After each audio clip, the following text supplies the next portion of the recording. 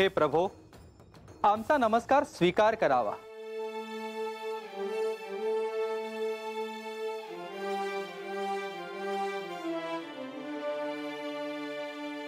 हा महायज्ञ संपन्न होऊन सर्वत्र शुभ शक्ती जागृत झाल्या आहेत। या सृष्टीच्या कल्याणासाठी हा महायज्ञ संपन्न होऊन आपण आपले कार्य पुन्हा सुरू ठेवूयात। सर्व दैत्यांना पाताळात पाठवले आहे। त्यांनी पुन्हा पृथ्वीवर येऊ नये हे दायित्व तुमचे।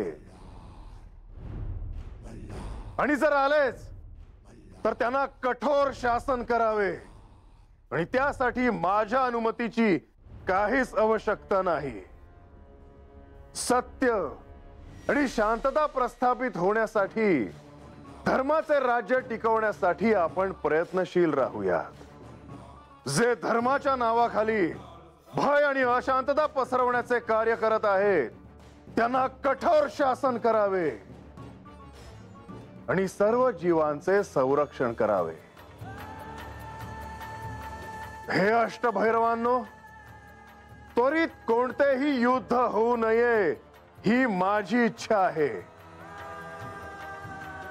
आणि ह्यासाठी मनुष्यामधील संघर्ष मिटवायला हवा। तेव्हा पुन्हा आपण आपले कार्य सुरू करावे। शुभम भवतु।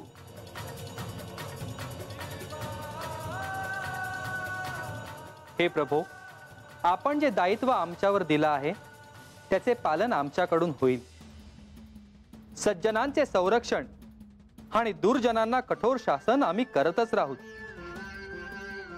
अशुभ शक्तींनी ह्या कार्यात हस्तक्षेप केल्यास त्यांच्या सोबत आपल्या परवानगीने युद्ध करून त्यांना आम्ही पराभूत करू।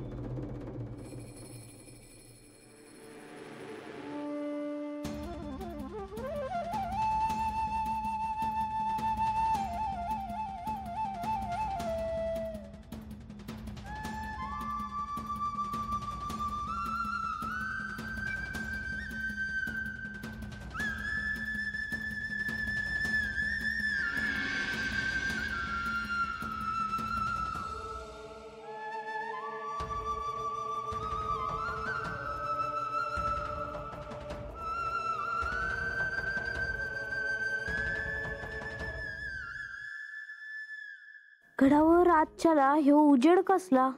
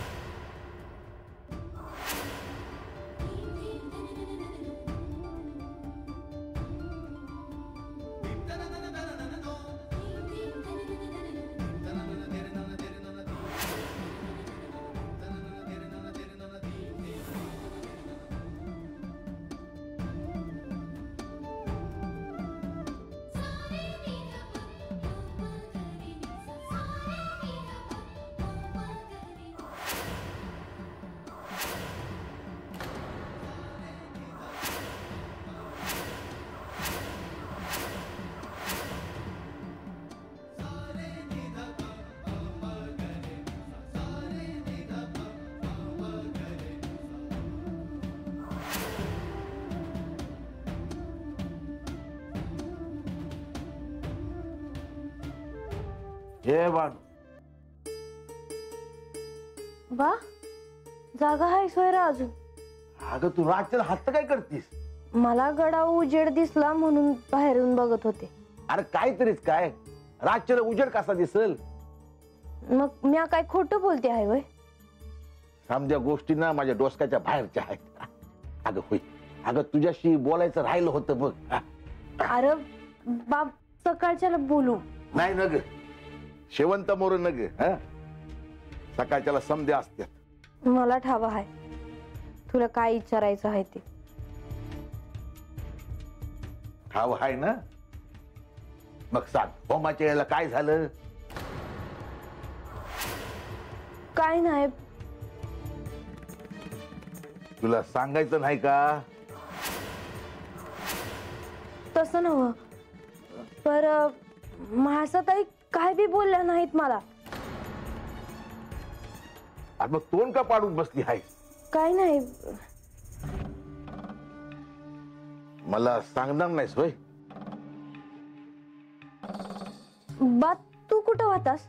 अगं ते महाराजांनी गाड्याच्या बाहेर थांबून ठेवलं होतं मला. मग तू बघितलंच असतस, म्या सांगायची वेळच आली नसती बघ. अगं कुणी मला काही सांगितलंच नाही. काय काय झालं काय? अरे एवढा मोठा होम झाला, मग माणसं आली होती, देव बी आले होते, विष्णुदेव आणि लक्ष्मी देवी बी होत्या. त्या समध्यांच्या देखतच होम झाला बघ. देवानं शेवटची आहुती दिली. समजा चांगलं झालं. आणि त्या वेळेला देवाच्या शेजारी कोण बसलं होतं? बार हे काही विचारतो आहेस तू? देवाच्या शेजारी कोण बसलं होतं? कोणाचा मान होता त्यो? कुणाचा म्हणजे? महासाताईंचा. आणि तू कुठं होती? म्या नेहमीच्या जागेवर. आता काय बी बोलू नगस. समज ध्यानात आलं माझ्या. एवढा मोठा उत्सव तुला देवाच्या बायकोचा मान द्यायला नग होता का? न बोलून मन दुखावलं माया लेकीच. त्यासाठी मोठी नाही केली तुला मी. मान नसेल ना तर घशाच्या खाली घास उतरत नाही माणसाच्या. आणि सुखात असेल तर सांगायची गरज बी नाही. हे बानू, तू सुखी नाही बघ.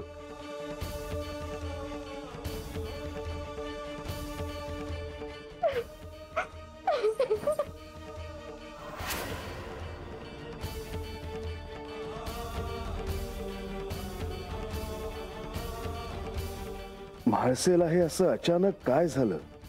तिचे हे असे रूप आज अष्टभैरवांसमोर दिसले. ती कोण आहे हे त्यांना माहित आहेच, पण म्हाळसेने हे स्वतःहून तर घडून आणलं नसेल ना.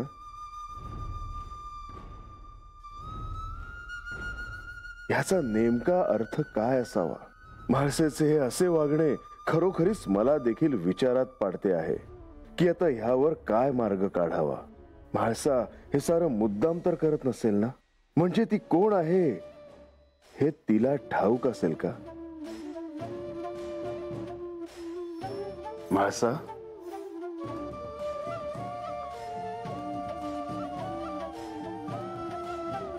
तुम्ही हाक मारलीत मला? होय, मला तुझ्याशी काही बोलायचं आहे. माझ्याशी? कशाबद्दल? तुझ्याच बद्दल. माझ्याबद्दल? होय, तुझ्याच बद्दल आणि पर्यायाने आपल्याबद्दल. तुम्हाला काय म्हणायचं हे मला कळत नाहीये. नेमकं काय म्हणायचंय तुम्हाला? म्हाळसा, मला तुझ्याकडून काहीतरी जाणून घ्यायचं आहे. पण मी नाही म्हणालेच नाही. काय विचारायचंय तुम्हाला? मला काय विचारायचं आहे हे कदाचित तुला ठाऊक असावं. नाही. मगाशी ह्या गडावर अष्टभैरवांचं आगमन झालं होतं आणि एका क्षणी तू शक्ती रूपाने प्रकट झाली होतीस. हो, मी देखील तोच विचार करत होते. पण हे अचानक कसं झालं?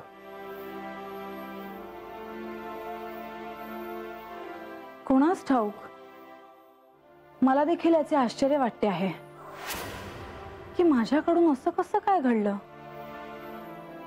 हे कसं घडत गेलं. मी अचानक अशा रूपात त्यांच्या समोर कशी आले. म्हाळसा, तुला खरंच काही ठाऊक नाही का? असं का होत आहे हे जर मला ठाऊक असतं तर मी तुम्हाला सांगितलं नसतं का. पण मी देखील याचाच विचार करते आहे की हे कसं घडलं. याआधी एकदा असं घडलं होतं, पण तेव्हा तुम्ही मला समजावलं होतं.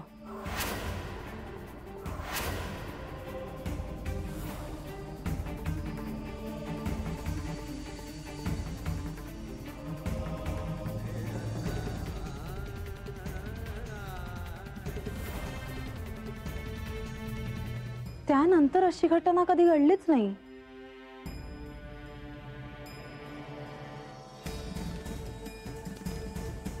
मला हे जाणून घ्यायचं आहे, कारण ही गोष्ट शक्ती रूपाशी निगडीत आहे. काय काय जाणून घ्यायचंय तुम्हाला? तुम्हाला तर सारं काही ज्ञात असणार. म्हाळसा, कधी कधी एखादी गोष्ट तुम्हाला पुन्हा नव्याने विचार करायला लावते. जशी ही गोष्ट, असं म्हणायचंय का तुम्हाला? मला हीच गोष्ट जाणून घ्यायची आहे. पण माझ्याकडे देखील याचं उत्तर नाही. उत्तर माहित नाही की सांगता येणार नाही.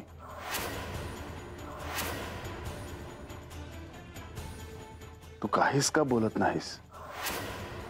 म्हाळसा, मला तुझ्याकडून हे जाणून घ्यायचं आहे. मला तुझ्याकडून ह्याचं उत्तर हवंय. हे का घडलं, कसं घडलं हे तुला माहित नाही की सांगता येणार नाही? कोणास ठाऊक. पण तुम्ही मला इतकं विचारता आहात घडलेल्या गोष्टीबद्दल, तर मला आता असं वाटतं आहे की मला त्याबद्दल काही ठाऊक असेल किंवा नसेल तो प्रश्नच उद्भवत नाही. आणि असेलही तरी मला ते सांगता येणार नाही हेच मी उत्तर द्यावं. आणि माझं तेच उत्तर आहे.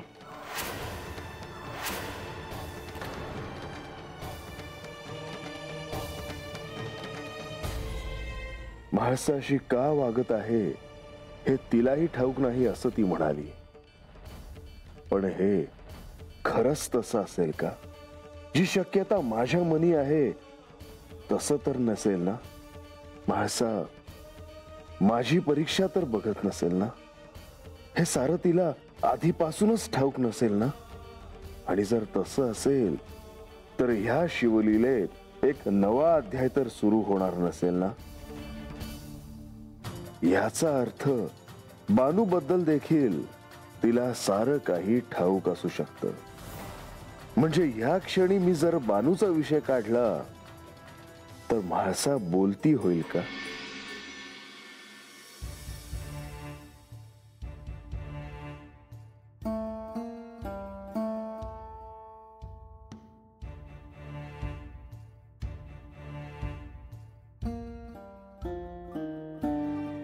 हा दिव्य प्रकाश काय झालं आहे म्हाळसांना? म्हाळसा,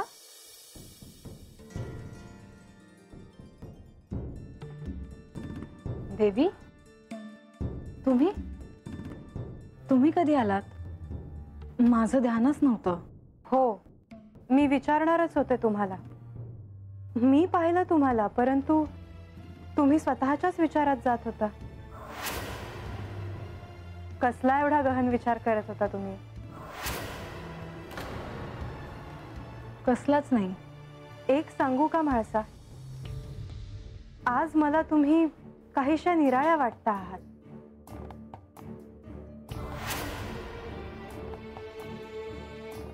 काहीतरी झालं आहे, काहीतरी घडलं आहे. हे देखील मला असंच म्हणत होते. मग मला सांगाल का? काय सांगू? देवी अष्टभैरव यांच्या दर्शनाला आले होते, तेव्हा नकळतपणे माझ्यातलं अष्टभुजेचं रूप त्यांना दिसलं. मला देखील हे कसं घडलं हे कळलं नाही. हे देखील मला हेच विचारत होते. पण खरं सांगू, मला या प्रश्नाचं उत्तर नाही सांगता येणार. असू शकेल, कदाचित तुमच्याही नकळत हे घडलं असावं. मी यांना देखील हेच सांगितलं. पण एक खरं सांगू देवी? सांगा ना. देवी, मला या विषयावर बोलायची देखील इच्छा नाही. असं वाटतंय की या साऱ्यापासून दूर निघून जाऊ.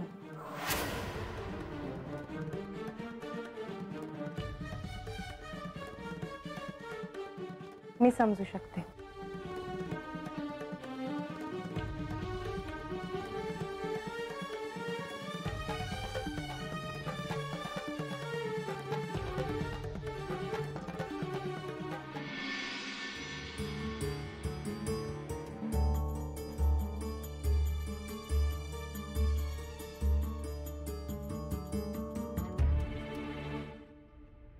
असे का पाहत आहात? मी तुझ्याचकडे पाहत आहे. का? म्हाळसा, तू माझ्यापासून काही लपवत तर नाहीस ना? कशाबद्दल बोलत आहात तुम्ही? गडावर अष्टभैरव आले होते. मला तर त्यांना ओळखताच आलं नाही. पण तू तर. मी काय? मी तुला वेगळ्या रूपात पाहिलं. मला तर कळतच नाहीये की मला काय झालं होतं. म्हाळसा, तू माझी परीक्षा तर पाहत नाहीस ना? तुम्ही कसला विचार करता आहात? होय, मला तुला काही सांगायचं आहे. आपण आत्ता बोलूयात? हो, कधीही तुम्ही म्हणाल तेव्हा. मग आत्ताच सांगतो. मी बानूकडे होतो आणि गडावर ज्या पद्धतीने मी इथे आलो त्यात मला तिची एक इच्छा पूर्ण करायची राहूनच गेली. तिने जर माझ्याकडे काही मागितलं आहे तर ते देणं मला तिला भाग आहे. मी बानू बरोबर काही दिवस वनात जाणार आहे.